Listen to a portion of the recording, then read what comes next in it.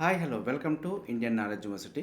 ఈరోజు విద్యా ఉద్యోగ సమాచారం చూసుకుంటే మనకు చాలా విషయాలు రావడం జరిగింది. అదేవిధంగా ఈ వీడియోలో ఉన్న సమాచారం మీకు ఉపయోగపడేట్టు అనిపిస్తే లైక్ చేయడం మాత్రం మర్చిపోవద్దు. మన ప్రధానంగా హెడ్డింగ్స్ చూసుకుంటే టీచర్ కొలువుకు వేలాయి అంటూ ప్రధానంగా అయితే హెడ్డింగ్ రావడం జరిగింది. అదేవిధంగా జూన్ నెలాఖరులో పరీక్షలు 6 జిల్లాల్లో భారీగా పెరిగిన ఎగ్జిక్యూటివ్ ఉద్యోగాలంటూ కూడా మనకు ఇవ్వడం జరిగింది. మరో పాయింట్ చూసుకుంటే మనకు డిఎస్సిలో ఎన్ని పోస్టులు ఉన్నాయంటూ కూడా మనకు వాటికి సంబంధించిన పూర్తి వివరాలు అయితే ఇవ్వడం జరిగింది. అదేవిధంగా రాజధానిలోనే ఎక్కువ పోస్టులు హైదరాబాద్లో 878, రంగారెడ్డి జిల్లాలో 379 టీచర్ పోస్టులు అంటూ మనకు ఇవ్వడం జరిగింది. అదేవిధంగా ఇది మెగా డిఎస్సి కాదు దగా డిఎస్సి అంటూ ఈ డిఎస్సి గురించి అయితే కొంత అసంతృప్తి వ్యక్తం చేస్తున్నట్టు మనకైతే తెలుస్తుంది. సో మనకు డిఎస్సికి సంబంధించి పూర్తి నోటిఫికేషన్ అయితే ఇవ్వడం జరిగింది. దీన్ని డిస్క్రిప్షన్లో మీకు లింక్ ఇస్తాను, కావాల్సిన వారు అక్కడ డౌన్లోడ్ చేసుకోవచ్చు. అదేవిధంగా విఆర్ఓలకు కారుణ్య నియామకాలు 178 కుటుంబాలకు లబ్ధి అంటూ మనకు ప్రధానంగా అయితే పేర్కొనడం జరిగింది. అదేవిధంగా గురుకుల జైల్ తుది జాబితా విడుదలంటూ కూడా మనకు రావడం జరిగింది. మొత్తం 1924 ఉద్యోగ ఖాళీలకు అర్హత సాధించిన అభ్యర్థుల జాబితాలను గురుకుల బోర్డు అఫీషియల్ వెబ్సైట్లో అందుబాటులో ఉంచింది. అదేవిధంగా ఆ 553 పోస్టులను మెరిట్ ప్రకారం భర్తీ చేయండి అంటూ కూడా మనకు ప్రధానంగా అయితే వార్త రావడం జరిగింది. రాష్ట్రపతి ఉత్తర్వులు జేఎల్ఎంకు వర్తించవంటూ కూడా మనకు హైకోర్టు అయితే ప్రధానంగా మెన్షన్ చేయడం జరిగింది. దీని గురించి కూడా చూసే ప్రయత్నం చేద్దాం. అదేవిధంగా ఆర్టీసీలో ఉద్యోగాలకు నోటిఫికేషన్ నేరుగా ఇంటర్వ్యూ ద్వారా ఎంపిక అంటూ కూడా రావడం జరిగింది. అదేవిధంగా బెల్లో 517 ఉద్యోగాలకు నోటిఫికేషన్ రావడం జరిగింది. అదేవిధంగా నీరుట్లో కూడా కొన్ని పోస్టులకు అయితే నోటిఫికేషన్ రావడం జరిగింది. మరో పాయింట్ తీసుకుంటే పోస్టులు పెంచండి, 2008 బాధితుల కన్నీళ్లు తుడవండి అంటూ ప్రధానంగా అయితే రావడం జరిగింది. సో దీని గురించి కూడా చూసే ప్రయత్నం చేద్దాం. మరో పాయింట్ తీసుకుంటే విదేశీ విద్యకు దరఖాస్తుల ఆహ్వానం అంటూ కూడా రావడం జరిగింది. అదేవిధంగా పేపర్ బాయ్కి 4 ఉద్యోగాలంటూ ప్రధానంగా అయితే హెడ్డింగ్ రావడం జరిగింది. అదేవిధంగా మనకు 1512 ఖాళీలు ఉంటే 182 పోస్టులకే నోటిఫికేషన్ రావడం జరిగిందంటూ కూడా మనకు ఇవ్వడం జరిగింది. సో వీటన్నిటి గురించి కూడా వివరంగా చూసే ప్రయత్నం చేద్దాం. టీచర్ కొలువుకు వేలాయి అంటూ 11,062 టీచర్ పోస్టుల భర్తీకి డిఎస్సి నోటిఫికేషన్ విడుదలైంది. సో మనకు 4 నుంచి దరఖాస్తుల స్వీకరణ, అదే రోజు మనకు విధి విధానాలు అంటూ రావడం జరిగింది. సో దీనికి సంబంధించిన అప్డేట్ సమాచారం రాగానే మన ఛానల్ అయితే అప్డేట్ చేస్తాను. గతంలో దరఖాస్తు చేసుకుంటే మళ్ళీ అక్కర్లేదన్న విద్యాశాఖ. అదేవిధంగా రాష్ట్ర వ్యాప్తంగా 11 పరీక్షా కేంద్రాలు కంప్యూటర్ ఆధారిత పరీక్ష విధానమే అంటూ మనకి ఇవ్వడం జరిగింది. సో ఇదైతే సిబిటి మోడ్లో ఉంటుంది, ఆఫ్లైన్ ఎగ్జామ్ అయితే కాదు. మనకు మే 20 తర్వాత 10 రోజుల పాటు ఎగ్జామ్స్ అయితే కండక్ట్ చేసే అవకాశం ఉందంటూ ఇవ్వడం జరిగింది. ఇది మనకు డిఎస్సికి సంబంధించి కొంత అప్డేట్ సమాచారం. మనకు ఈ నెల 4 నుంచి దరఖాస్తు స్వీకరిస్తారంటూ ఇవ్వడం జరిగింది. సో మనకు అదే రోజు విధి విధానాలు రావడం జరుగుతుంది కాబట్టి పూర్తి నోటిఫికేషన్ రాగానే దీని గురించి అప్డేట్ చేసే ప్రయత్నం చేస్తాను మీకు. సో మనకు రాజధానిలోనే ఎక్కువ పోస్టులు అంటూ కూడా మనకు రావడం జరిగింది. సో హైదరాబాద్లో 878 పోస్టులు, రంగారెడ్డి జిల్లాలో 379 ఖాళీలు అంటూ ఇవ్వడం జరిగింది. దాని తర్వాతి స్థానంలో నల్గొండ మరియు నిజామాబాద్ ఉన్నాయంటూ ఇవ్వడం జరిగింది. పెద్దపల్లికి మాత్రం 93 పోస్టులే అంటూ కొంత అసంతృప్తిగా అయితే రావడం జరుగుతుంది. అదేవిధంగా మనకు జూన్ నెలాఖరులో పరీక్షలు ఉంటాయంటూ కూడా మనకి ఇవ్వడం జరిగింది. 6 జిల్లాల్లో మాత్రం భారీగా పెరిగిన ఎగ్జిక్యూటివ్ ఉద్యోగాలు.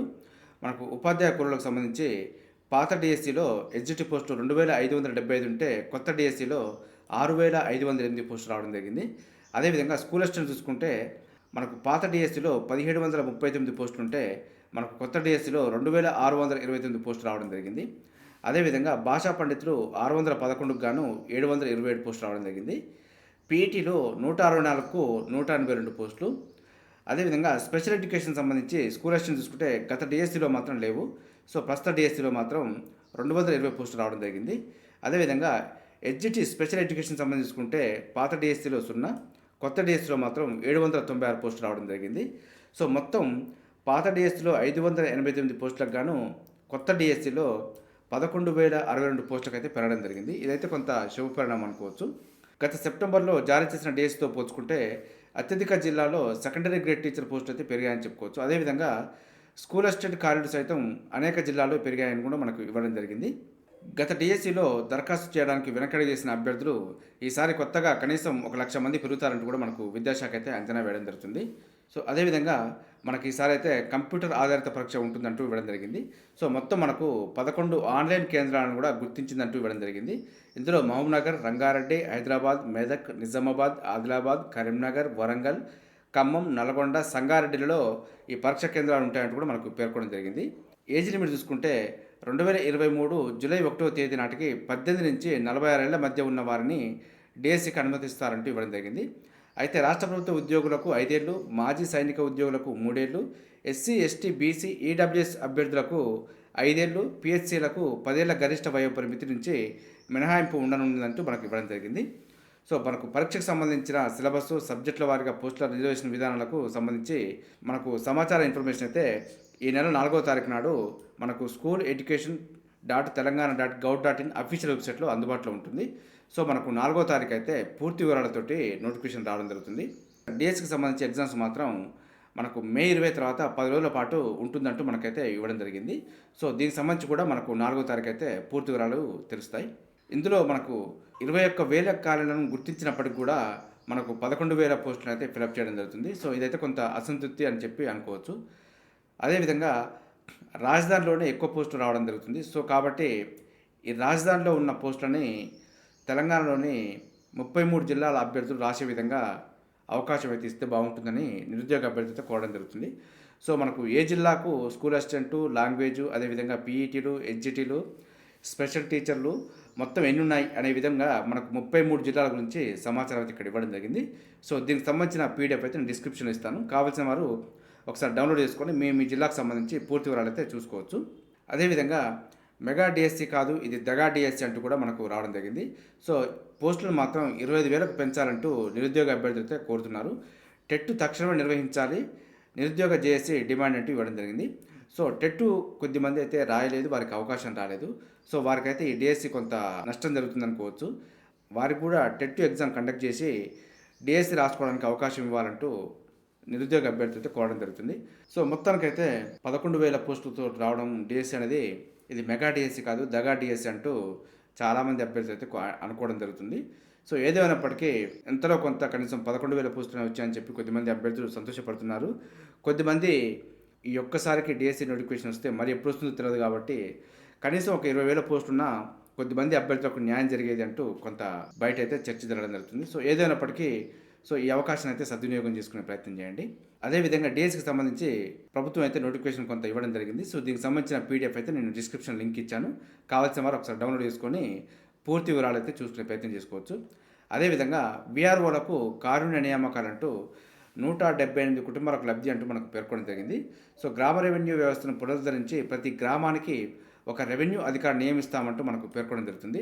సో కాబట్టి మనకు ముందు అయితే గ్రామ రెవెన్యూకి సంబంధించి పోస్ట్ వచ్చే అవకాశం కూడా ఉంది. ఇందులో 178 వీఆర్ఓల కుటుంబాలకు కారుణ్య నియామకాలు ఇచ్చామంటూ మనకు పేర్కొనడం జరుగుతుంది.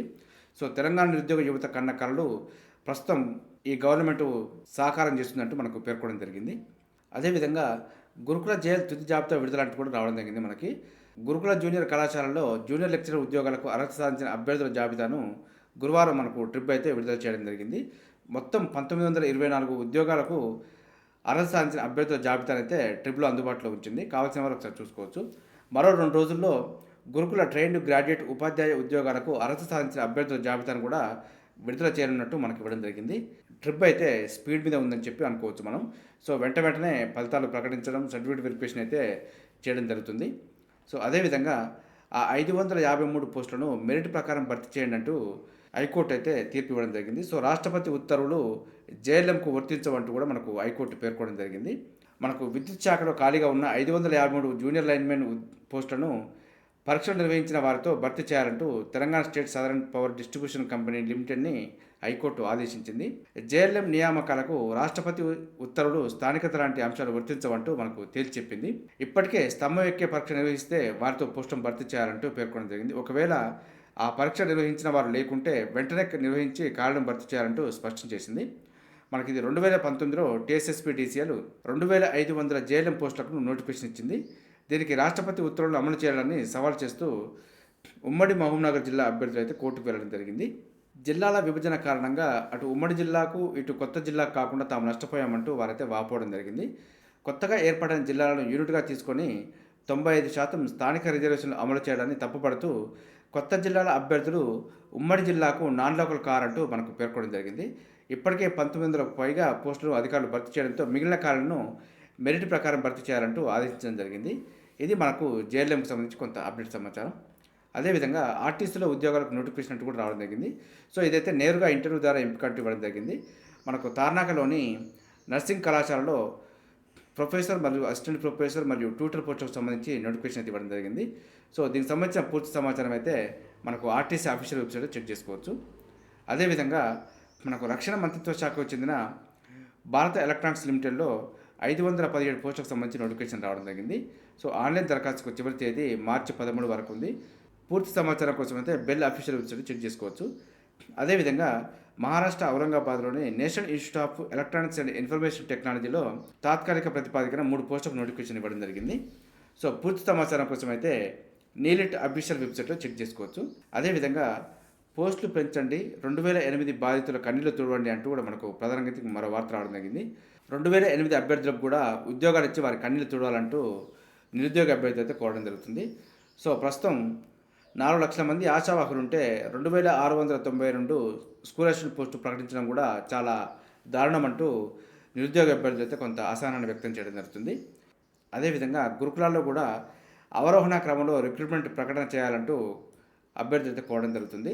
సో ఏదేమైనప్పటికీ ప్రభుత్వం అయితే నిరుద్యోగుల తరపున సానుకూలంగా స్పందించి ఈ విషయాలను అయితే అమలు చేసే విధంగా ముందుకెళ్లాలంటే నిరుద్యోగ అభ్యర్థులతో కోవడం జరుగుతుంది.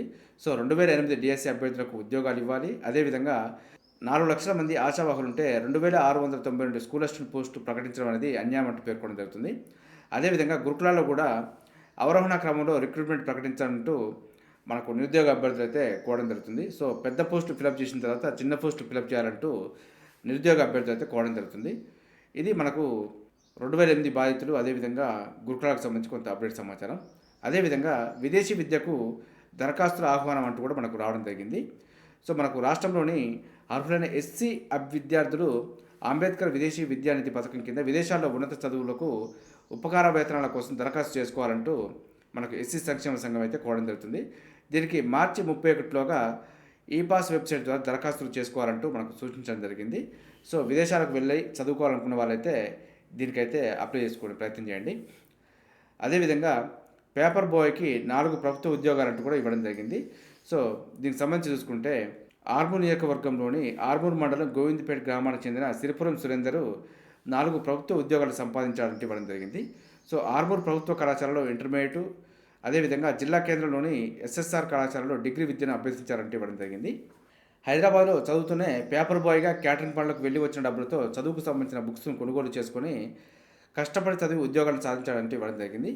సో ఈ విధంగా సాధించేవారు చాలా తక్కువగా ఉంటారు, అరుదుగా ఉంటారు. చదువుకు పేదరికం అడ్డక్కి కాదంటూ ఈ అభ్యర్థి అయితే మనకు నిరూపించడం జరిగింది. సో చదువుకోవాలనే సంకల్పం ఉంటే ఎన్నో మార్గాలు ఉన్నాయి ఈ రోజుల్లో మాత్రం. సో కాబట్టి చదువుకు ఆర్థిక ఇబ్బందులు ఆటంకం అంటూ ఆగిపోవడం అనేది మన మూర్ఖత్వం కిందకే వస్తుంది. చదువుకోవాలనే తపన ఉంటే ఎన్నో మార్గాలు ఉన్నాయి, ఎన్నో ఆలోచనలు ఉన్నాయి. సో వాటిని అనుసరిస్తూ ముందుకెళ్ళే ప్రయత్నం చేయొచ్చు. సో కొంత ఇబ్బంది అనిపించవచ్చు, ఏదేమైనప్పటికీ సో సక్సెస్ అయిన తర్వాత మనకు ఆ పేదరికం అనేది కనిపించకుండా పోతుంది. అదేవిధంగా మరో పాయింట్ చూసుకుంటే 1512 ఖాళీలు ఉంటే మొత్తం 182 పోస్టులకే నోటిఫికేషన్ ఇవ్వడం జరిగింది. సో దీని విషయంలో మాత్రం పీటీ అభ్యర్థులు చాలా అసంతృప్తి వ్యక్తం చేయడం జరుగుతుంది. ప్రధానంగా కొన్ని విషయాలు చూసుకుంటే 194 మోడల్ స్కూళ్ళలో ఒక్కరు లేరంటూ ఇవ్వడం జరిగింది. అదేవిధంగా 15,322 ప్రైమరీ స్కూళ్ళలోనూ ఇదే పరిస్థితి. 3,145 అప్పర్ ప్రైమరీ పాఠశాలలోనూ సేమ్ సీన్. మనకు జూనియర్ కాలేజీల్లో 303, అదేవిధంగా డిగ్రీ కాలేజీల్లో 110 పోస్టు ఖాళీలు ఉన్నాయంటూ ప్రధానంగా అయితే ఇవ్వడం జరిగింది. సో ఇదైతే మనకు 1512 ఖాళీలు ఉన్నప్పటికీ కూడా 182 పోస్టులే ఫిలప్ చేయడం జరుగుతుంది. ఒక్కో పోస్టుకు 600 మంది పోటీ పడుతున్నారంటూ కూడా ఇవ్వడం జరిగింది. ఇది మనకు పీఈటీకి సంబంధించి కొంత అప్డేట్ సమాచారం. చూసారుగా, ఇది ఈరోజు సంబంధించి విద్యా ఉద్యోగ సమాచారం. ఇదే విధంగా మన ఛానల్లో ప్రతిరోజు మార్నింగ్ అయితే రావడం జరుగుతుంది. వీటితో పాటు అడ్మిషన్ నోటిఫికేషన్స్ కానీ, రిక్రూట్మెంట్ నోటిఫికేషన్స్ కానీ, వాటికి సంబంధించిన అప్డేట్ సమాచారం అయితే ఎప్పటికప్పుడు మన ఛానల్లో అందుబాటులో ఉంటుంది. మన ఛానల్ చూస్తున్న వారు సబ్స్క్రైబ్ చేసుకొని ఫాలో అవుతూ ఉండండి. ఈ వీడియో నచ్చితే లైక్ చేయండి, షేర్ చేయండి. సబ్స్క్రైబ్ చేసుకోవడం మాత్రం మర్చిపోవద్దు. Have a nice day.